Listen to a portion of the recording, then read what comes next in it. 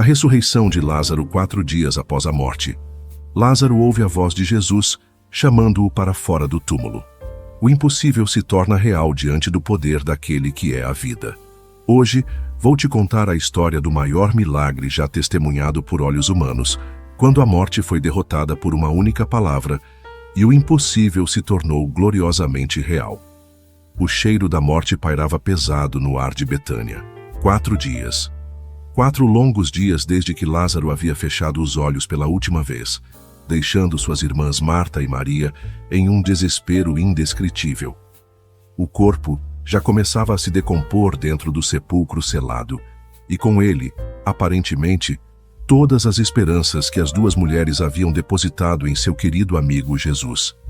Se ele estivesse aqui, chorava Maria pela 100ª vez, suas lágrimas caindo sobre o chão empoeirado. Meu irmão não teria morrido. Eram as mesmas palavras que Marta havia sussurrado 3 dias antes. As mesmas palavras que ecoavam como uma acusação silenciosa no coração de todos que conheciam a amizade íntima entre Jesus e aquela família. Onde estava o mestre quando mais precisavam dele? Porque aquele que havia curado tantos desconhecidos permitiu que seu amigo íntimo morresse. O que elas não sabiam era que, do outro lado do Jordão, Jesus havia recebido a notícia da doença de Lázaro com uma reação que deixou seus discípulos perplexos. Em vez da urgência esperada, ele disse algo que gelou o sangue de todos. Esta enfermidade não é para a morte, mas para a glória de Deus, para que o Filho de Deus seja glorificado por ela. E então, inexplicavelmente, Jesus permaneceu onde estava por mais 2 dias. 2 dias que significaram a diferença entre vida e morte. 2 dias que transformaram uma cura em algo infinitamente maior. 2 dias que mudaram para sempre a percepção humana sobre os limites do poder divino. Quando finalmente Jesus disse aos discípulos: "Vamos para a Judéia outra vez", eles ficaram horrorizados. "Rabi", protestaram, "ainda agora os judeus procuravam apedrejar-te e tornas para lá?" Mas Jesus tinha uma agenda muito maior que a segurança pessoal. Ele sabia que estava prestes a realizar o milagre mais impactante de seu ministério terreno. Um milagre que serviria como prévia da sua própria ressurreição e declararia de forma inequívoca sua identidade divina. "Nosso amigo Lázaro dorme", disse aos discípulos, "mas vou despertá-lo do sono." Os discípulos, ainda não compreendendo, responderam: "Senhor, se dorme, estará salvo." Foi então que Jesus falou claramente: "Lázaro morreu, e por vossa causa, folgo de não ter estado lá, para que acrediteis. Mas vamos ter com ele." A viagem de volta a Betânia foi tensa. Jesus caminhava com determinação, seus olhos fixos no horizonte, enquanto os discípulos o seguiam com o coração pesado. Eles amavam Lázaro também, e a dor da perda se misturava com o medo do que os aguardava na Judéia, onde os líderes religiosos já haviam decidido que Jesus precisava morrer. Tomé, sempre direto, resumiu o sentimento geral: "Vamos nós também para morrermos com ele." Quando chegaram às proximidades de Betânia, a notícia da morte de Lázaro já havia se espalhado por toda a região. Amigos e parentes se aglomeravam na casa das irmãs, oferecendo condolências e compartilhando a dor daquelas 2 mulheres que todos amavam. Marta foi a primeira a saber da chegada de Jesus. Sem pensar 2 vezes, ela saiu correndo ao encontro do Mestre, deixando Maria em casa com os enlutados. Seu coração era uma mistura explosiva de esperança renovada, dor profunda e talvez um toque de ressentimento. Quando o viu se aproximando pela estrada empoeirada, as palavras saíram de sua boca como uma torrente: "Senhor, se tu estivesses aqui, meu irmão não teria morrido." Jesus parou e a olhou com olhos cheios de compaixão. Podia ver a luta interna que dilacerava o coração daquela mulher fiel. Mas então Marta disse algo que revelou que, mesmo na dor, sua fé permanecia intacta. "Mas também sei que ainda agora, tudo quanto pedires a Deus, Deus te dará." "Teu irmão há de ressuscitar", respondeu Jesus simplesmente. Marta suspirou. "Eu sei que há de ressuscitar na ressurreição do último dia." Foi então que Jesus pronunciou uma das declarações mais poderosas de todo o Novo Testamento, palavras que ecoariam através dos séculos e trariam esperança a bilhões de corações aflitos. Eu sou a ressurreição e a vida. Quem crê em mim, ainda que esteja morto, viverá. E todo aquele que vive e crê em mim nunca morrerá. Crês tu isto? O momento era decisivo. Jesus não estava apenas oferecendo consolação religiosa ou esperança futura. Ele estava declarando ser a própria fonte da vida, aquele que tinha poder sobre a morte. Estava afirmando que a ressurreição não era apenas um evento futuro, mas uma realidade presente nele. Marta, com lágrimas correndo pelo rosto, respondeu com uma das mais belas confissões de fé já registradas. Sim, Senhor, eu creio que tu és o Cristo, o Filho de Deus que havia de vir ao mundo. Marta correu de volta para casa e chamou discretamente sua irmã. O mestre chegou e te chama. Maria, que estava sentada no chão da casa, cercada por amigos que tentavam consolá-la, levantou-se imediatamente e saiu rapidamente. Os enlutados, pensando que ela ia ao sepulcro chorar, a seguiram em procissão silenciosa.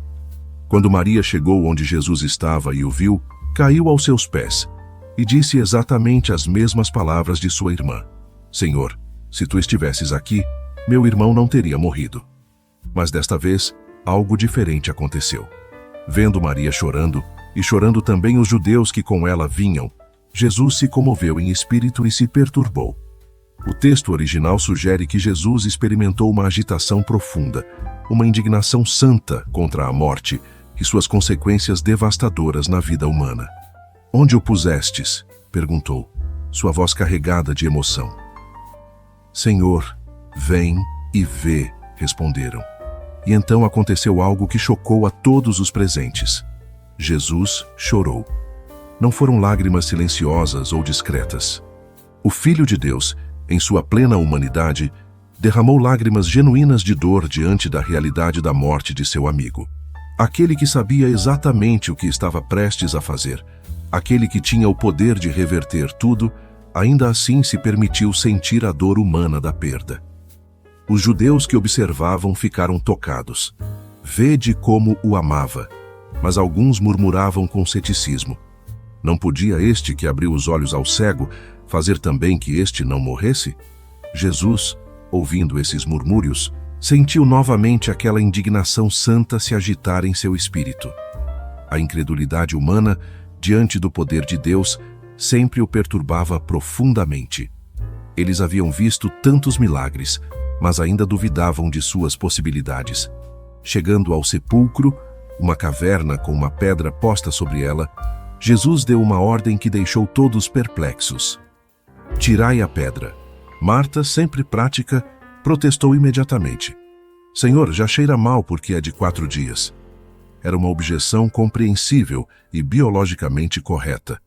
Após 4 dias no clima quente da Palestina, sem refrigeração ou embalsamamento adequado, o processo de decomposição estaria bem avançado. O odor seria insuportável. A visão seria traumática. Do ponto de vista humano, remover a pedra seria uma tortura desnecessária para todos os presentes. Mas Jesus a olhou com olhos que brilhavam com determinação divina. Não te disse que, se creres, verás a glória de Deus? Aquelas palavras silenciaram todas as objeções. Marta havia confessado sua fé momentos antes. Agora Jesus a estava chamando para viver essa fé de forma prática, mesmo quando tudo ao seu redor gritava que era tarde demais, que não havia mais esperança, que algumas situações estão além de qualquer solução. Com mãos trêmulas, alguns homens se aproximaram do sepulcro e começaram a rolar a pedra pesada. O som áspero da pedra raspando contra a rocha ecoou pelo vale como um prenúncio do impossível que estava prestes a acontecer. Quando a pedra foi completamente removida, o cheiro da morte realmente se espalhou pelo ar. Pessoas cobriram o nariz com as vestes. Alguns recuaram instintivamente. A realidade brutal da morte estava ali, inegável, definitiva. Ou pelo menos, parecia definitiva. Jesus se aproximou da abertura escura do sepulcro e levantou os olhos ao céu. Sua oração foi simples, mas profunda. Pai, graças te dou por me haveres ouvido. Eu bem sei que sempre me ouves, mas por causa da multidão que está em redor, é que disse isto, para que creiam que tu me enviaste. Era uma oração de gratidão antecipada, uma demonstração de fé absoluta no poder do Pai. Jesus sabia que o milagre já estava garantido na dimensão espiritual. Agora era apenas questão de manifestá-lo na dimensão física. E então, com uma voz que carregava toda a autoridade do céu e da terra, Jesus clamou em alta voz algo que fez o próprio inferno tremer: Lázaro, sai para fora. Por um momento que pareceu eterno, nada aconteceu. O silêncio era tão profundo que parecia que até mesmo o vento havia parado de soprar. Centenas de olhos estavam fixos na entrada escura do sepulcro, esperando, duvidando, temendo, esperando novamente. E então, do interior daquela tumba fria e escura, veio um som que nenhum dos presentes jamais esqueceria. O ruído abafado de movimentação. Alguém estava se mexendo lá dentro. Alguma coisa impossível estava acontecendo na escuridão daquele sepulcro. Lentamente, cambaleando, surgiu da abertura uma figura que desafiava toda a lógica humana. Era Lázaro, vivo, respirando, movendo-se, mas ainda envolvido nos panos de linho que haviam sido usados para sepultá-lo. Suas mãos e pés estavam atados com faixas, e seu rosto estava coberto com um lenço, exatamente como era costume nos sepultamentos judaicos. O impacto visual era avassalador. Ali estava um homem que todos sabiam estar morto há 4 dias, caminhando para fora de seu próprio túmulo, ainda vestido com as roupas da morte, mas inegavelmente vivo. Gritos de espanto ecoaram pela multidão. Mulheres desmaiaram. Homens fortes recuaram cambaleando. Marta e Maria ficaram paralisadas entre o choque e a alegria indescritível. Era real, era impossível, era glorioso, era aterrorizante. Era tudo isso ao mesmo tempo. Jesus, com a calma de quem acabara de realizar o impossível, deu uma segunda ordem: desligai-o e deixai-o ir. Com mãos trêmulas, alguns se aproximaram de Lázaro e começaram a remover as faixas mortuárias. Quando finalmente tiraram o lenço de seu rosto, ali estava ele, o mesmo Lázaro que todos conheciam e amavam, com os mesmos olhos gentis, o mesmo sorriso caloroso, completamente restaurado à vida. As lágrimas de luto se transformaram instantaneamente em lágrimas de júbilo incontrolável. Marta e Maria correram para abraçar o irmão, que havia voltado literalmente do além. A multidão explodia em exclamações de espanto e louvor. Alguns caíram de joelhos, reconhecendo que estavam na presença de um poder que transcendia todas as leis conhecidas da natureza. Mas o que Lázaro havia experimentado durante aqueles 4 dias no túmulo? O que acontece quando a vida retorna a um corpo que já havia iniciado o processo de decomposição? O que seus olhos viram no outro lado da eternidade? Surpreendentemente, os evangelhos não registram nenhuma palavra de Lázaro sobre sua experiência na morte. Talvez porque o foco não era a morte, mas a vida. Não era o que havia acontecido, mas quem havia feito acontecer. Não era sobre Lázaro, mas sobre Jesus. O milagre se espalhou como fogo pela região. Em questão de horas, toda Jerusalém sabia do acontecido. As implicações eram enormes e aterrorizantes para os líderes religiosos. Se Jesus realmente havia ressuscitado um homem após 4 dias de morte, que autoridade eles tinham para questioná-lo? Que poder terreno poderia se opor a alguém que comandava até mesmo a morte? Muitos dos judeus que haviam ido consolar Marta e Maria, vendo o que Jesus fizera, creram nele. Como não crer diante de uma evidência tão incontestável? Como negar o poder de alguém que acabara de provar ser mais forte que a própria morte? Mas outros correram aos fariseus e lhes contaram o que Jesus havia feito, não em admiração, mas em denúncia. A ressurreição de Lázaro se tornou o catalisador final para a decisão de matar Jesus. Se o deixarmos assim, raciocinaram os líderes religiosos, todos crerão nele, e virão os romanos e tirar-nos-ão o nosso lugar e a nação. O irônico era que, ao ressuscitar Lázaro, Jesus havia assinado sua própria sentença de morte.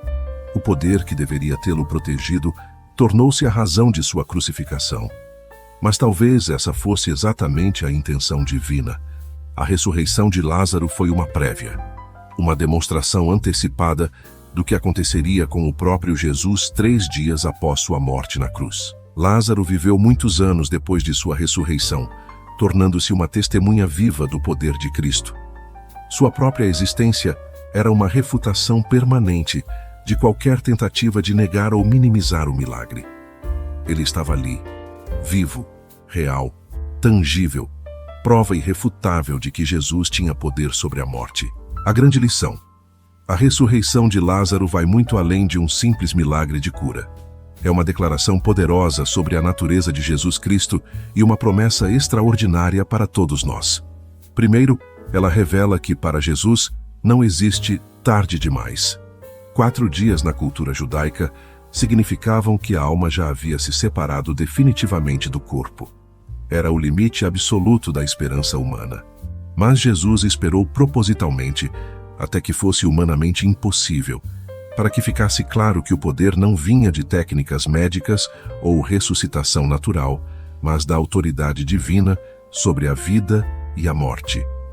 Segundo, ela nos ensina que Jesus se importa profundamente com nossa dor. Ele chorou não porque não sabia o que fazer, mas porque se identificou completamente com o sofrimento humano. Seu poder não o tornava insensível à nossa dor. Pelo contrário, sua divindade amplificava sua compaixão. Terceiro, a ressurreição de Lázaro é uma prévia da nossa própria ressurreição futura. Quando Jesus disse, "Eu sou a ressurreição e a vida", ele não estava falando apenas sobre Lázaro, mas sobre todos os que nele creem. A morte física pode ser real, mas não é definitiva para aqueles que estão em Cristo. Por fim, ela nos desafia a crer mesmo quando as circunstâncias gritam impossibilidade. Marta teve que escolher entre a evidência dos seus sentidos, o cheiro da morte, e a promessa de Jesus, a glória de Deus. A glória de Deus. Sua fé foi recompensada de forma espetacular. Em nossas vidas, relacionamentos destruídos, sonhos enterrados, esperanças decompostas. Mas a voz que chamou Lázaro para fora do túmulo ainda ecoa hoje, chamando vida para dentro das nossas situações impossíveis. A ressurreição de Lázaro nos lembra que enquanto há Jesus, sempre há esperança. Enquanto há fé, o impossível permanece possível. E que a palavra final sobre nossas vidas não pertence à morte, mas àquele que é a ressurreição e a vida. Se gostou, dê seu like. Faça seus comentários. Se inscreva no canal. Ative o sininho. Obrigado.